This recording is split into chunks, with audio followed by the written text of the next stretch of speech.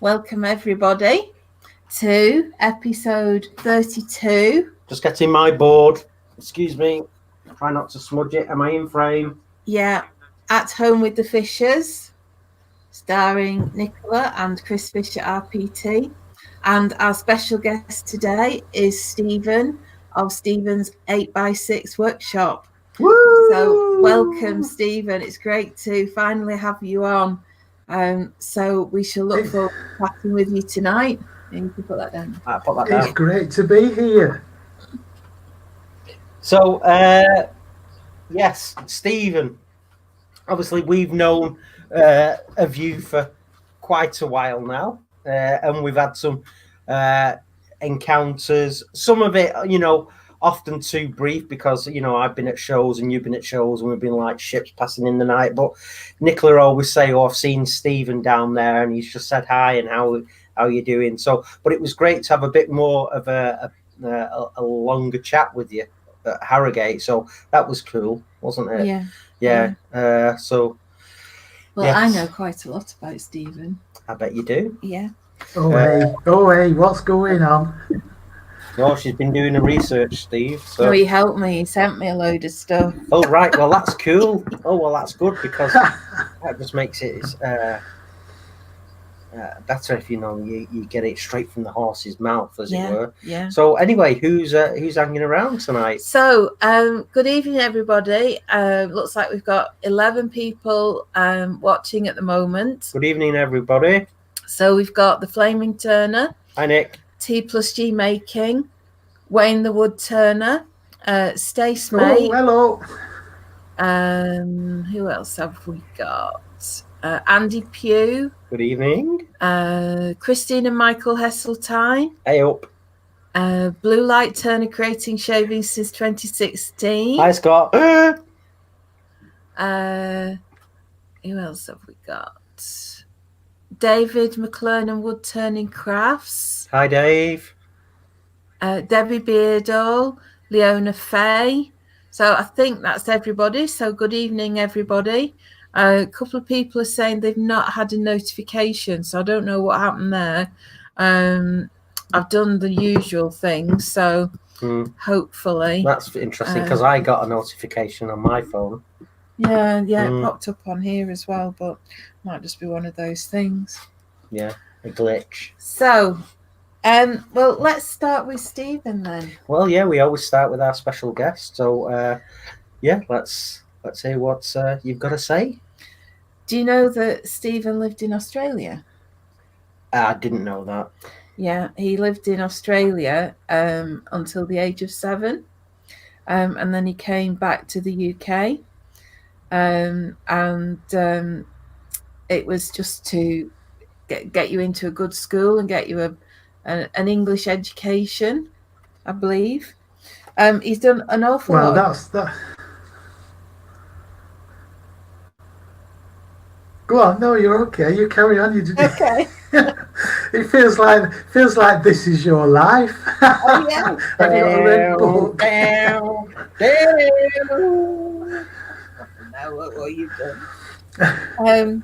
So yeah, Stephen was interested in music from an early age, and at 13 he played bagpipes with a variety of bands, and he toured with the Blackpool Caledonian Pipe Band. Now, I did know that he played the bagpipes. You did know that? Yeah. In the late 70s. He collects and plays all different types of pipes, and one of his ambitions is to make his own set of bagpipes on the lathe. Yeah, I'd heard that as well. Yeah. He's played guitar, bass, ukulele, and by the Panama Hat Band, formed by a friend to give people with learning disabilities an opportunity to perform for a few years. Wonderful. He's done a variety of jobs. He's built a computer from a kit. It's a Sinclair ZX81. Do you remember those? I flipping do. Yeah. And that sparked an interest in electronics and computing. He's had a career as a contract programmer, and been a systems analyst, a teacher, and an IT manager. And then in 2001, he changed direction completely.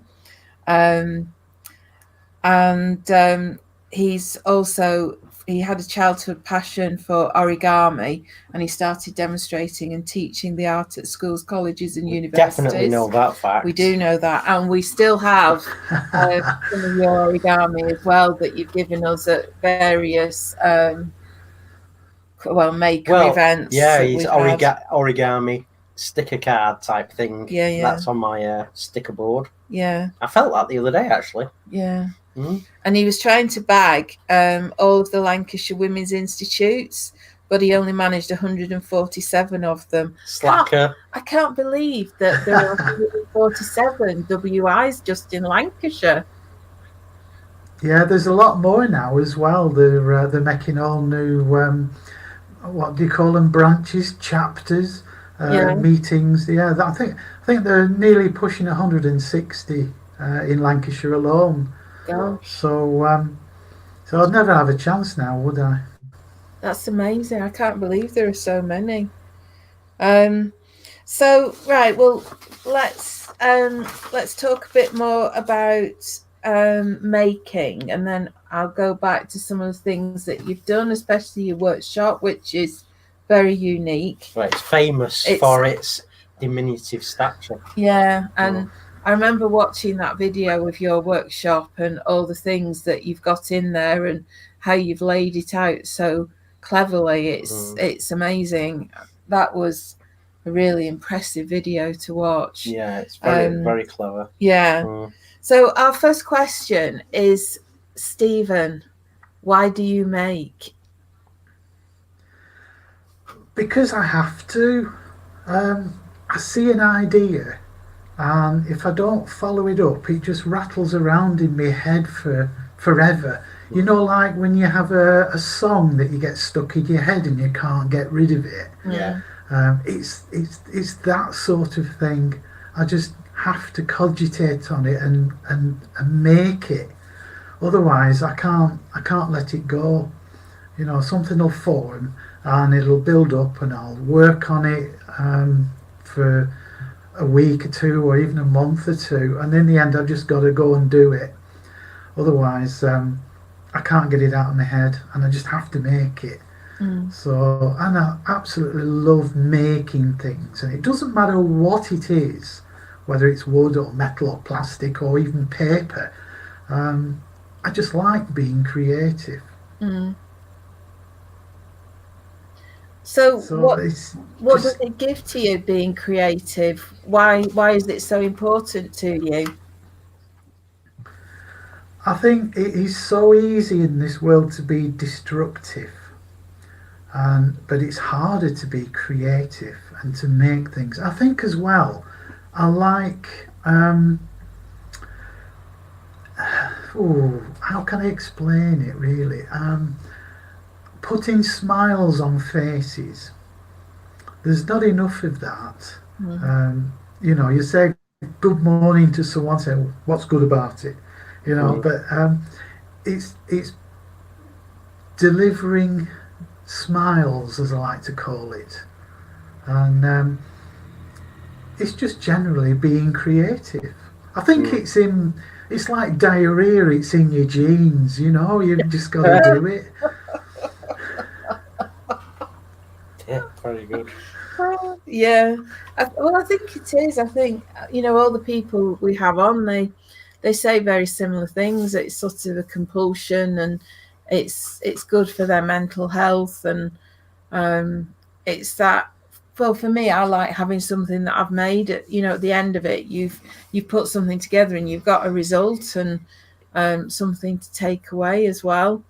I think that's true. Yeah.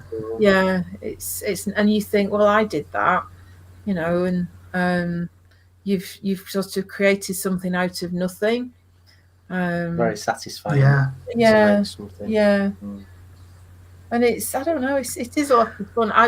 I bought a pyrography kit, a machine at Harrogate, because I'd dabbled a bit before, but I had a machine that only had one setting on it, and I did a bit whilst we were there, And that was just sitting there. I felt like I was about 7 and, just doing this pyro, and it was really satisfying. And it does take you back to that kind of feeling that you had when you were at school and you just sat there and you just making stuff out of egg boxes. You know what the word is? What? Fun. Yeah, I suppose it is. That's it. Yeah. It's fun. Yeah. Yeah. But I loved it. It's just letting go. It's just letting go and being creative. I think that's what we're here to do. Just be creative and enjoy and make.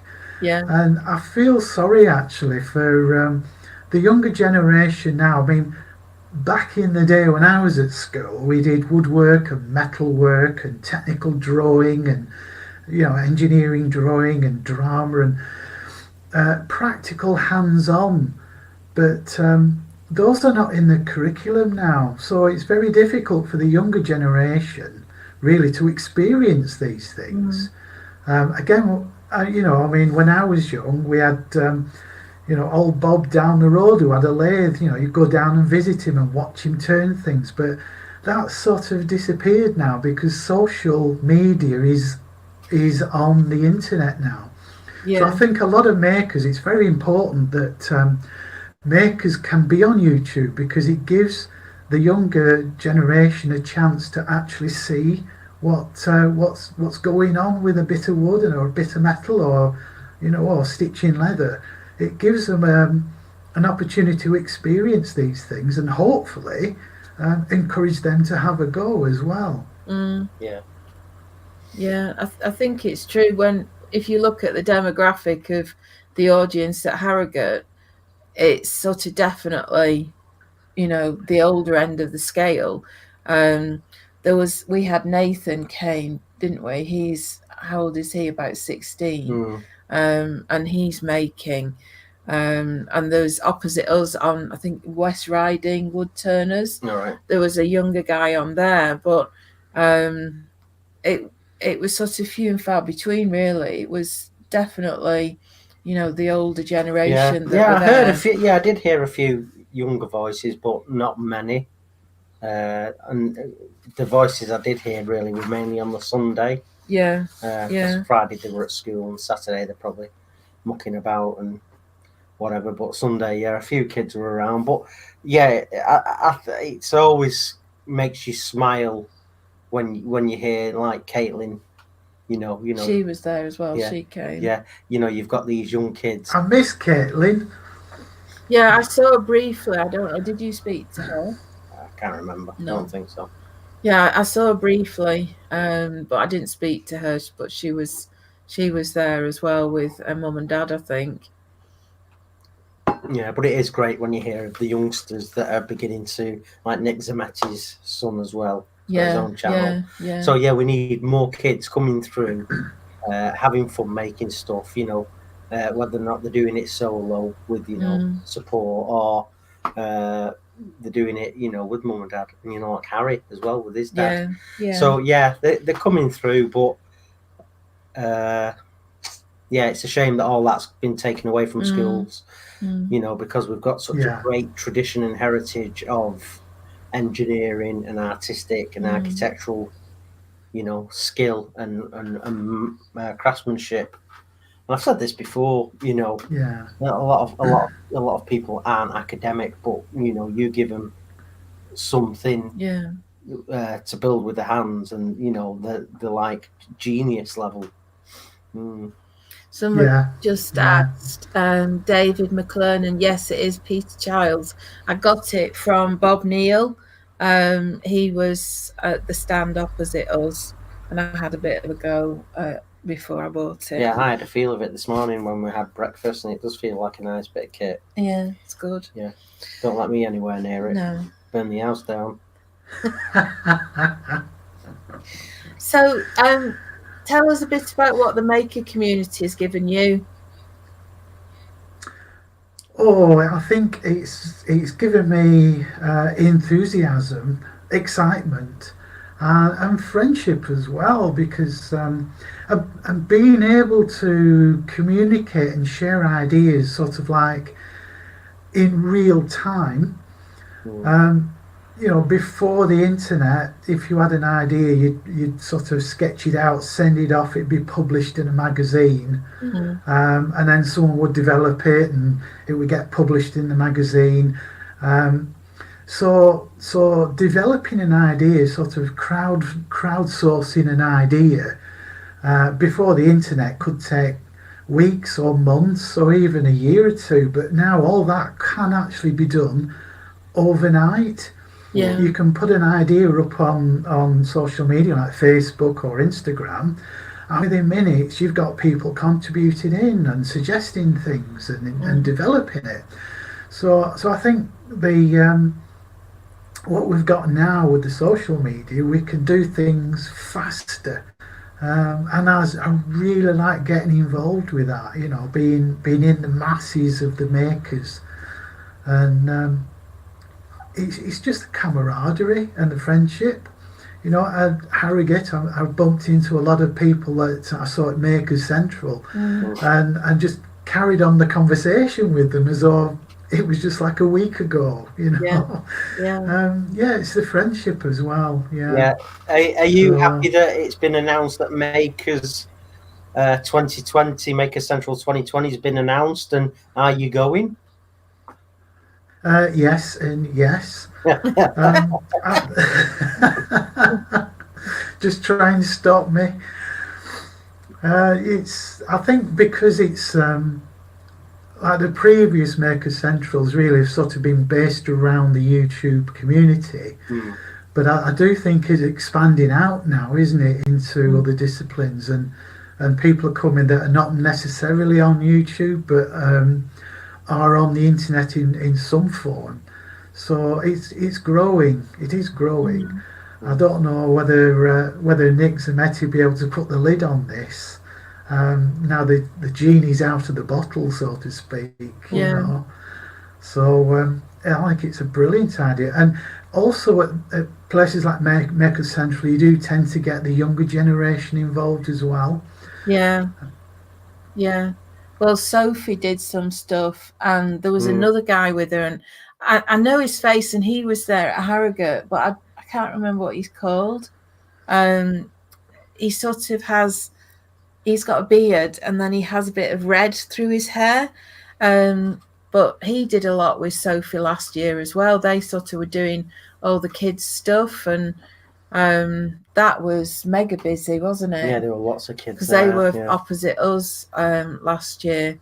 But yeah, it is a different audience altogether. Probably a lot of the people that were at Harrogate won't be at Maker Central, but there'll be that core of people, who'll go to Maker Central.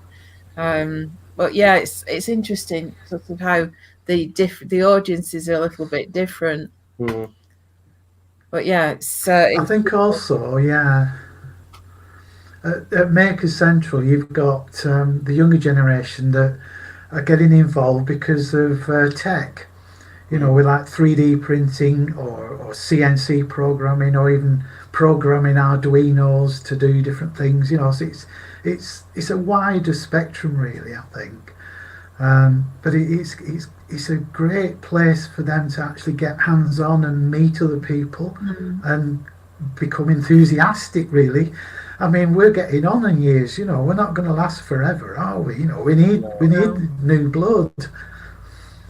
Yeah. Well, I'm speaking for myself, not for you, Chris, No, I'm like everyone else, the cells are ticking away, and I'm moving ever nearer to what? 50. Yeah. Next Wednesday. Oh, didn't mean to say that. Yeah. Half a century. Well, I thought. Yeah, no, you're quite right. I keep thinking. So go on, you're right. I keep thinking I should actually make my own coffin, but that's the last thing I'd need. Oh, because you like growing your own stuff and things like that, and you're a vegan. Maybe you could get a friend to like turn you into mulch. Well, I thought about making the coffin out of origami modules, you know, so it would rot away. Environmentally friendly. Yeah, yeah, yeah. And you could ask each one of your subscribers to make, you know, a little part of your coffee. And sign it. Downhill now. Not in my book.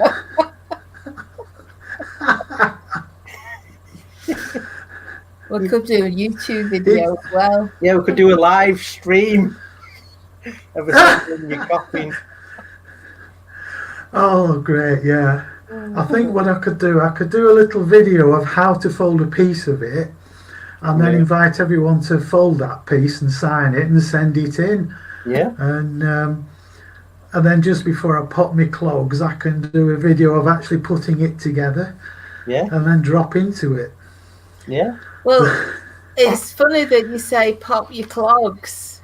I noticed your footwear on Saturday. Oh, right, yeah. Oh. Yeah. Tell us about your footwear. Well, I have arthritis in my feet, and there's a name for it, and I can't think what it is. Basically, my feet don't flex. So you know when you walk and you sort of push away on the sort of like the ball of your foot as you step away. Yeah. Well, I don't. I sort of push away on my toes, and it's actually damaging my feet. So I had some special shoes made, which are fine. But to be honest, if I wear those in the workshop, they're not going to last 5 minutes. I only need to drop a chisel and I'm going to damage them, you know. So I thought, well, I'm a maker. I'll make some clogs. So it's like sort of the historical part of Lancashire, isn't it? Because clogs were the footwear of the time, you know, in the days of the mills and what have you. So you can make the clogs with a curve on the front of the clog, so that as you walk, your foot still moves naturally, but you're still pushing away with the rest of your foot, not just your toes. Yeah. So I thought, well, I'll make some. So I got a nice piece of wood and I drew around my foot and I cut out the wood and I made a top for it, and I put them on my feet, and it was like I had wings, because before I'd have to walk really carefully to make sure I wasn't damaging my feet. I put the clogs on and I can run. It was like having wings without drinking Red Bull. Wow. Other drinks are available. So I've never had them off my feet. I wear them practically all the time. Yeah. So in fact, it might make a good video actually to make another pair. Yeah. And see how the video will go, because it's really helped me the way I walk, and it might sort of enthuse other people to have a go as well. I did try and buy some clogs. There is a clog maker in the south of the country somewhere. They weren't cheap, but obviously they were made to measure for your feet. But he had nearly a 12-month waiting list. And I thought, I can't wait that long. Yeah. I need to be up and doing. So yeah, so the clogs are never off my feet. I even sleep in them sometimes. They look really cool. I didn't know obviously that, you know, the reason why you had them, but I spotted them and thought, wow, they look really cool. So yeah, a lot of people. Steve? Sorry? What wood are they made out of? I haven't got a clue. It's just it looked like some form of mahogany. There was this really 4-inch thick piece of wood, an offcut from a beam, I think, at the woodyard that do bespoke joinery. And I said, oh, that's nice, can I have it? it's well, you can buy it. So I'm not exactly sure. I'm not exactly sure what wood it is, but it did have a reddish tinge, so it could be some form of mahogany. But it doesn't really matter as long as it's a good dense grain. It'll do the job. So yes, I don't know really. Yeah. It's if anybody says what is it, I say it's wood. Yeah, it's wood. No, they look cool. It's wood, yeah. Talking about maybe making a video of making clogs, I think you're quite renowned for your videos as well. You know, you've got some really good editing skills, and your videos are well produced and put together. Do you enjoy doing the videos? I love it. Yeah, it does help if you're a nerd. If you're a bit of a nerd, it does help. But I don't intend to spend so much time on editing the videos. It's just as I'm editing, I think, oh, wouldn't it be good if I did this? Or oh, I could get that. I could make it do this. And so editing the videos takes longer than filming them. I just enjoy doing it. I suppose it's another thing that I make. Yeah. Although it's not, you know, physical material, making a video is still a maker. And I just enjoy doing them. I really should get out more, I think. No, keep on making them because they cheer people up. So keep doing what you're doing there. So right. Tell us about the sort of things that you really like making. Oh, I'll make anything. It's something that sticks in my head. So I can be looking at something. In fact, a few months ago, I was watching the Antiques Roadshow, and they had these little jugs with the tops that wobbled. They were sort of like caricatures of people, and the heads moved when you picked the pot up. And I thought, oh, that would be good if I made that in wood. And so I just see these things, and they get stuck in here, and one day they'll come out as a finished item. But it could be anything. I don't sort of say I'm a wood turner or I'm a woodworker or I'm a maker. If it's something I quite fancy doing, I'll just do it. There's some I don't film because they're just too daft or nerdy, really, to be on the 8x6 workshop. You know, if so, some of the things I think, what the heck am I making this for? To myself, you know. So if I put that on a video, people are going to go, I think he's lost the plot. So I'm sure they will. So I do. Oh, I don't know. So I do tend to keep it sort of wood related for the 8x6 workshop. Although having said that, in some of the blogs, origami does creep in on the odd occasion, and some music as well. So I have to be careful, otherwise I'm just going to diversify too far, and then you lose the sort of brand that people expect from you, you know. So I tend to keep it wood related, but I do all sorts of things. Yeah. In fact, I bet some of these people in the chat will know what I get up to as well. I'm sure Wayne does. Well, if he's still in the chat, I've not bored him. Well, there's Wayne Bigfoot Woodcraft, and he's talking about Stanley the Clamp. And there's a few people saying go Stanley. Do you know he gets more fan mail than I do? Honestly, I've seen him. Yeah. I had to take him to Makers Central last year because the year before people were saying, "Where's Stanley?" So I took him with me. So it's Dan the the boss of Taylor's Murphy, he's got this little blank that's got a bit of charring to it called Bernie the Blank. Yeah. And that's been missing in action for years, and it turned up at Harrogate. Someone said, "Oh, is this yours?" So we completely lost track of this little blank that goes around, and it's called Bernie the Blank, isn't it? But he said he's going to make that appear a lot now in social media and videos and things. So, yeah. So there's Stanley the Clamp, Stan the Clamp, and Bernie the Blank. Well, we could be setting a trend, couldn't we? Yeah, definitely. Yeah. I think as well, something about... Sorry.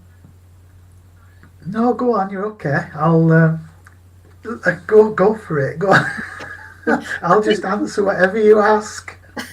I think as well with the maker community, there are certain eccentricities, and people have got these, like you've got Stanley the Clamp, and there's other people have got these sort of quirky little things that they do, and might I just say Ali bloody Luya for that, because it just makes it, it's just we're not all pigeonholed, we're not all these. Well, everybody's unique. Yeah. It's not like, you go to something like Maker Central and, you see all these people walking past with, like different hairdos and clothes and quite individual looks that people have. It's fascinating. And I think maybe makers find it easier to express their personality.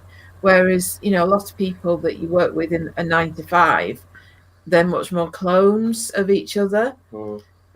So, maybe it's all part of that maker culture. What do you think? I think you're right. Yeah, I think you're right. Yeah, some of them even wear clogs. It's, but I think I saw one person going around at Maker Central with a full mask on, with the eyes out here. I can't think of his name at the minute, but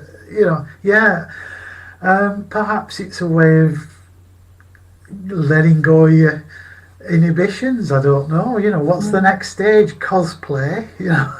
It's But again, it's making, isn't it? It's making. If nothing else, it's making people laugh. It's making fun. I actually think you've hit on quite a good idea actually there, Steve. I think it would be incredible that if people, did come in like if they were at Comic-Con and things like that, dressed up, but they'd made the outfits themselves, and were doing cosplay. That'd be fascinating, Nicola describing them, and I'd say, hey, can I have a feel of this? And, steampunk or sci-fi or, gladiatorial, whatever, but, they've made it themselves. And that'd be fascinating. That I think you're spot on there, Steve. So let's have some amazing handmade costumes at Maker Central. That'd be epic. Yeah, should we suggest it to Nick and see what he thinks? See if we can persuade people. Maybe even if you don't want to. Oh yeah, that'd be cool. Yeah, if they don't want to make a whole costume, there's people that do metalwork. They can make belts and what have you, buckles and fancy things, or woodwork. You can wear your latest designs. You never know. No, I think that's a great idea. Yeah. A lot of fun. Andy Pugh says the Craft Maiden was in cosplay last year. Flaming Turner says I'm making a costume for 2020. He's going as a sticker board. We can all put our stickers on him. Yeah. That sounds good. So we've not talked about your workshop yet. So I'm sure most of the people on here know of you anyway, but for the people who might be listening later who don't know anything about you, tell us what's so special about your workshop. It's 8 foot by 6 foot. It is 8 foot by 6 foot because that's the only size I could have. I originally built the building in the early 1990s as a store for tools and garden furniture. And anyway, work picked up and I was travelling a lot, and it got sort of neglected, and the roof fell in and everything in there just got soaking wet, and it was just derelict. And I think it was 2016, a friend of mine, Peter, we've known each other for eons, I think we were at college together. He says, why don't you do something with that? He said, it's an eyesore, you know, why don't you convert it into a little workshop, and then you're not doing your woodwork in the back of the kitchen, you know, you can actually have a place to work. So I thought, well, yeah, good idea that. So he came down one weekend, and between us we just gutted the place and put a roof on it. And he said it was actually sort of a comment that was made in jest, you know, oh, why don't you do YouTube videos? And because you like doing, you know, you like showing off, he says. So I thought, well, actually that might be a good idea. And the workshop just started to grow. It just developed organically. I wasn't even intending in having a lathe, but I just happened to come home one day and there was one in the boot of the car for some reason. So over about 6 or 8 months it just developed, but I can't extend it because I've got a beautiful oak tree in the garden and I have to leave enough growth room for it. Every couple of years I've got to relay the flags outside because the ground shifts a little bit. You know, over about 2 or 3 years the flags will start to move. So I have to lift them up and flatten them off and put them back down again. So I can't sort of extend, otherwise I'm going to encroach on the tree's growth area. So I'm thinking, well, 8 foot by 6 foot is very restrictive. But then I thought, well, let's turn it round and make it a challenge. Let's make it work. Such a small area. And then I just got carried away with it like a nerd. I just got latched onto it. And I thought, what more can I do? What else can I fit in? What can I do here and what can I do there? And it's just grown organically. So, and it's become an exciting place. I know it sounds really, really daft and nerdy, but sometimes when I'm not making anything, I'll just take a cup of tea down and sit in there and have a brew. Because it's just cool. It's just cool, you know. We all do that. We all just appear into our little maker spaces and just for a bit of quiet time. And you know, this times I'll go in there and put some music on and a cup of tea and sit down and just think. And you know, start, you know, just, you know, whoa, yeah, I'd love to do that, and I'll just sit and touch things and feel and start, you know, thinking. And there's a lot of times I sit in there and just for a bit of me time. I think a lot of makers do that, don't they? They actually go into the workshops because it's like it's their own space, you know. Sometimes when I've had a really tough day, I'll just go and sit in the workshop. It's like a safe space sometimes, and somewhere where you can actually let go. I mean, I'm not the easiest person to live with. I really know that. You know, I am quite nerdy in certain ways.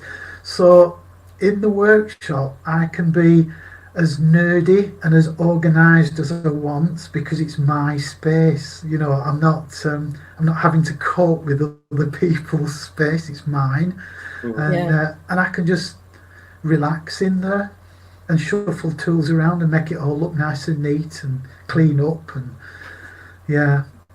I really should get out more.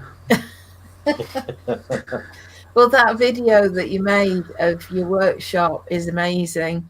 If people haven't seen that, that's definitely worth watching. It's just tour. It's just fascinating seeing everything that you've got in there and how you fitted it all together. But it's kind of I suppose it's like having a little sanctuary, isn't it? Where That's you a can good go. word. Yeah, And, it's a good way to put it. yeah, That's it. Yeah. room. Yeah, yeah. So, so is there anything else we've not talked about that you'd like to mention? Anything we've not covered that you'd like to talk about? I think it's up to you to pull it out of me.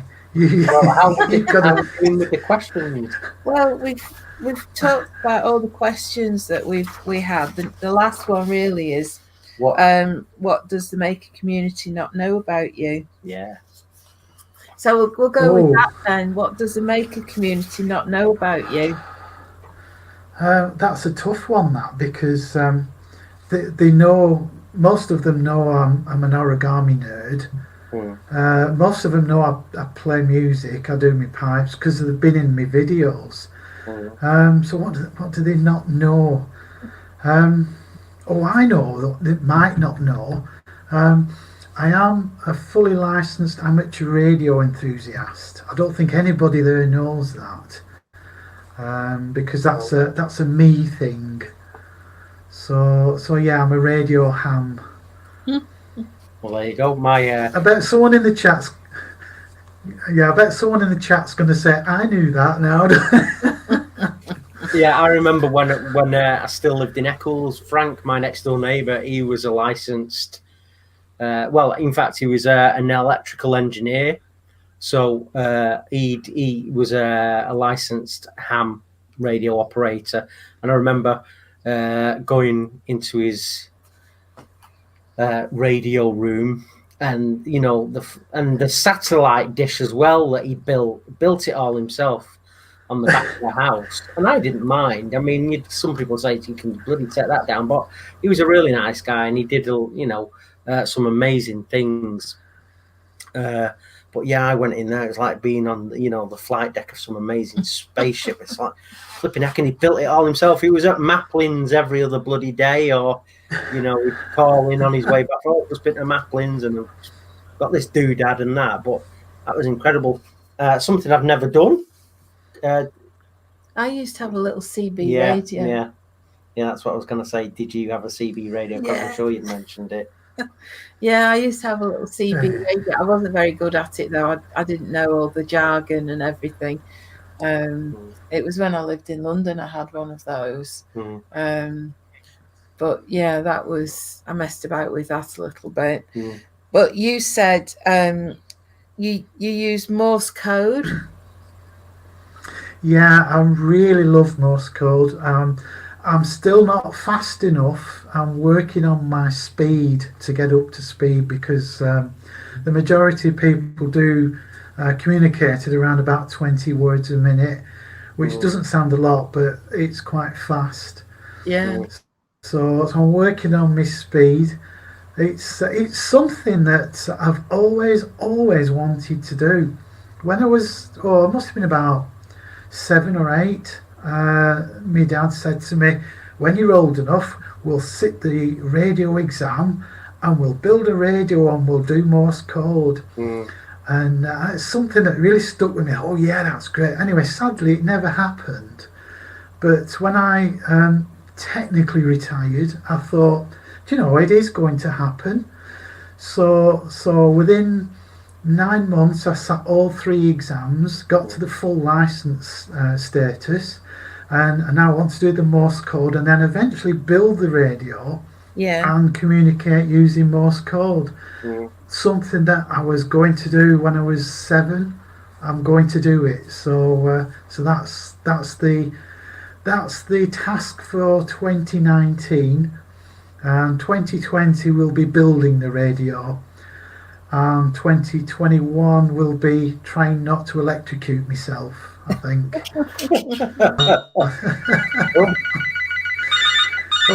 Sorry, that's my phone. That's all right.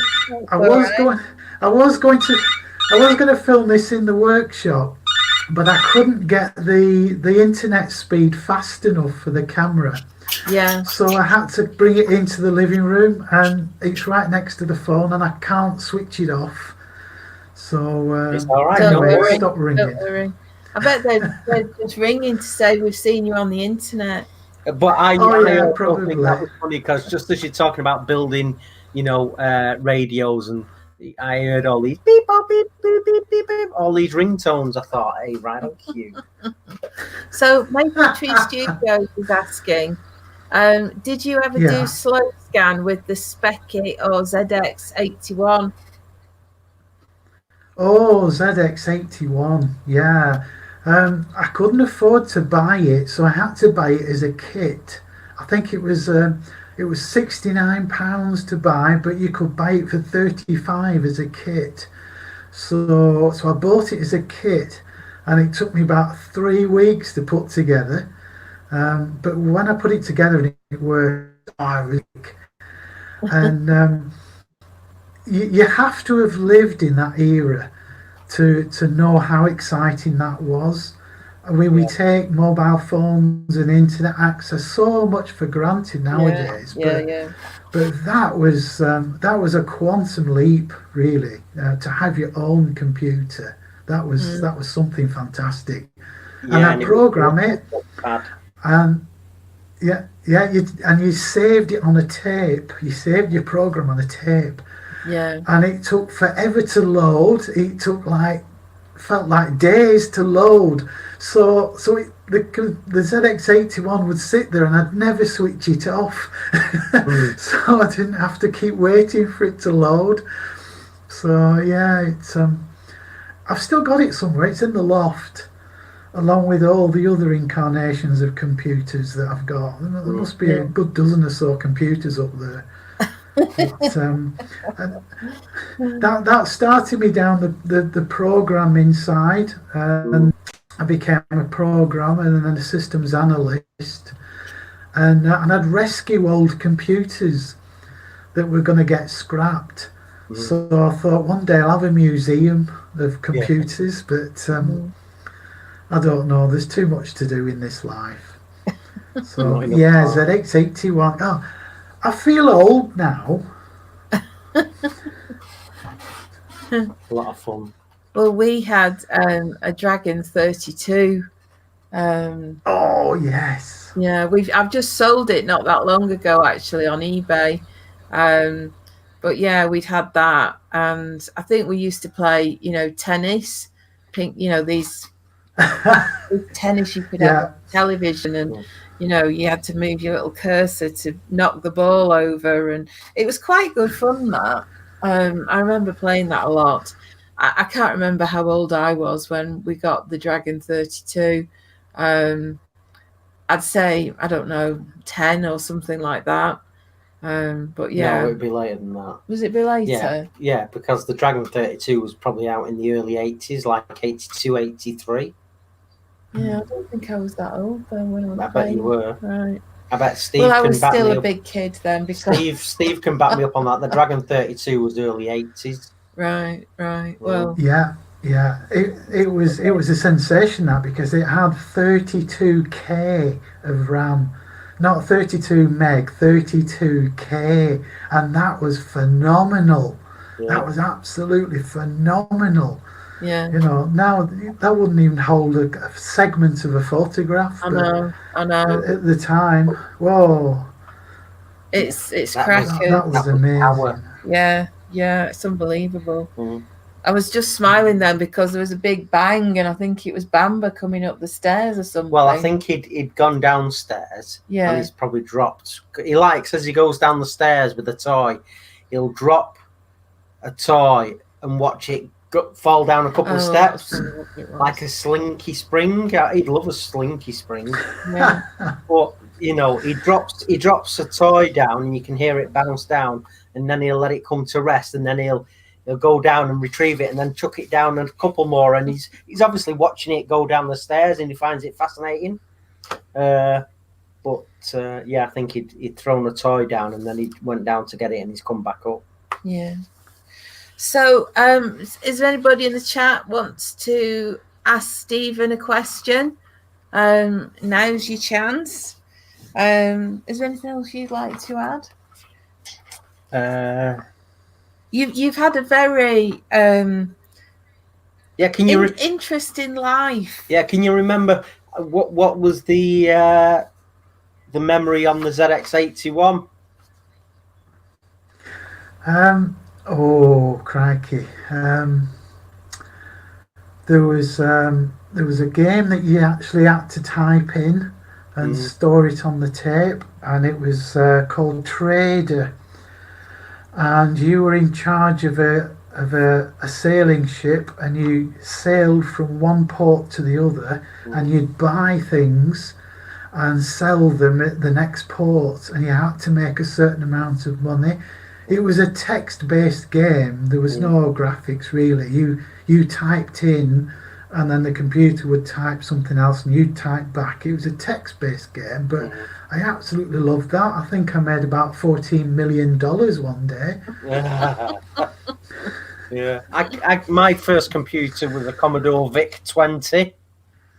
And I know that in its standard form came with 3.5K. So I was buying all these RAM packs that you plug into the back to boost your memory, so you could get 8K expansion and 16K, and then after that, obviously, we got bigger and better. But my first computer was a VIC-20, but I loved that. And again, that the tape cassette, I had the proper Commodore cassette recorder, and so many happy memories playing games on that. Oh, you were posh. Yeah. So there's a question. Have you finished your kitchen? No. I've only been working on it 13 months. But the trouble is, I took it right back to the bare brick and the joists and started right from scratch. And when you do that, you just open up bigger and bigger holes. When I took the ceiling down, I thought, well, while the ceiling's down, I could get this half of the house rewired. So that went in. And then you look up and you see all the central heating pipes, and you look at the distribution manifold, which is a bit sort of manky, and you think, that's going to need replacing. So it just goes on and on and on. But I have built all the cupboards, and I've plastered all the walls, and the cupboards are up, and I have got my living room back. So I'm doing all right. I started filming it because I thought it might make a good series for the 8x6 workshop. But to be honest, part way through, I thought I just need to get this done. You'll know yourself when you actually filming the job, it takes like 4 times as long, and then all the editing, and it was getting to the point where it was driving me nuts. I thought, I just want my kitchen back. So I have filmed some of it. I filmed the unusual things that I've been making and putting in the kitchen. So there will be a mini series of the kitchen eventually. But it's nearly there. Just a bit of tiling and a bit of plastering and a bit of painting, and it might be done by Christmas 2021. Target date 2021. That sounds good. So, Well, we shall look forward to having a look at that when you've got your videos up. So tell everybody where they can find you if they don't already know. they can find me here. YouTube, it's Stephen's 8x6 workshop. That's 8x6 workshop, or just Google 8x6 workshop, you'll find me. I'm on Instagram as 8x6_workshop. Facebook, it's Stephen's 8x6 workshop, and the website is www.8x6workshop.co.uk. I think by the time they've looked at all that, they've seen enough of me. Well, do you know what? I think you're fascinating, and I think you've just got such an eclectic collection of skills and interests and experiences. It just goes on and on, really. And I think, you know, that makes the conversation really interesting. So well, it does help being a nerd. Yeah, not wrong with that. Yeah, no, it's great. It's been great chatting with you tonight. I've learned such a lot about you, and you know, we've talked about all sorts of different things, and it's been really interesting. Thank you so much for joining us tonight. No, thanks for inviting me on your privileged podcast. I think now I'm going to actually I'm going to check on my subscribers and see if it's gone down. But thank you very much. No, it's been really cool having you. It was great getting to speak to you at Harrogate and your mate Rob and then Peter. No, was it Peter? Rob, then Peter. Yeah. So it was great shaking their hands and whatnot. So thank you so very much, Steve. You are a lot of fun, and you're a great source of inspiration to a lot of people, both in computer land and when you're out and about doing your workshops and origami and stuff like that. So you are a very, very, very clever man and very well liked. Yeah. So there were so many people said on at the weekend they were looking forward to catching you on the podcast. So I think that's testament to you. Oh, no pressure then. No pressure. No pressure at all. No pressure. No, we don't want our guests to feel any pressure, just to enjoy it and have fun. Yeah. So thanks very much for having me on. It's been great. I've really enjoyed it. Enjoyed it. Yeah, honestly. Cool. You know, you did remarkably well, and we'll definitely have you back on in the future. No worries there. Yeah, it'd be lovely to catch up with you again and see what you've been up to. So you're most welcome to stick with us whilst we waffle on about our week. That would be interesting. Yeah. Yeah. So do hang about and chip in where you'd like to. You've got a few people saying, well, still a subscriber and subscribed. Some of them have subscribed. I think your numbers are still safe. Yeah, in fact, they've probably gone up a bit. Oh yeah. Check out Steve's channel, and obviously his videos are a lot of fun. And like Nicola said, his production values and his geekiness comes across in such a charming way. You will be tempted to cross over to the dark side of geekiness after you've listened to his channel. That's sure. Made me laugh loads of your videos, and you're out there in such a nice way. It's the world's a much happier place for having your geekiness shining out like a beacon. So that's really cool. Yeah. Right then. Excellent. Right, I'll pay you later. All right then. Yeah. Yeah, word from your sponsor, me. Right, okay. I'll shut up and let you two have a natter. All right, we'll have a natter. Cheers, Steve. Okay.